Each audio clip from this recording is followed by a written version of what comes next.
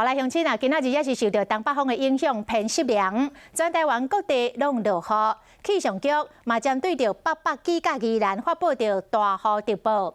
这个礼拜日还有另外一波的冷空气的到位，到时阵下比这几天搁较冷哦。医师来提醒，有心血管疾病族群要特别注意，尤其是头部甲颔管有较侪血管来经过，一定都爱乌毛烧。湿湿冷冷，爱穿好少，而且还佫热雨伞，互人的心情袂输甲天气共款，拢无日头。当台北季风拄着南方云系吹入来时，和全台各地拢是湿湿凉凉。尤其发布大雨特报的地区，像基隆北海岸、东北部甲大台北的山区，有可能会落大雨。气温方面，北中南嘛无啥共款，北部、东北部甲东部均干20到23度，中部甲南部有较烧热，会使到24到26度。从雨中外套挂手笼，头壳嘛要包好。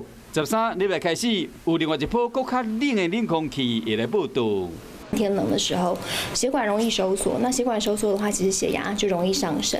那在这样血压高高低低啊，就是起起伏伏的这个情况之下，其实有些血管斑块，它就比较容易会就是造成一些急性血栓的问题。这样子，那有急性血栓的造成，就比较容易会有一些中风啊，或者是心血管疾病。有心脏血管疾病高风险的族群，对温度变化上界敏感，头甲颔管因为血管较济，这更加是保温的重点。尤其是寒人是流行感冒甲疫情上个发生的时期，提升免疫力，才有这个能力去对抗病毒。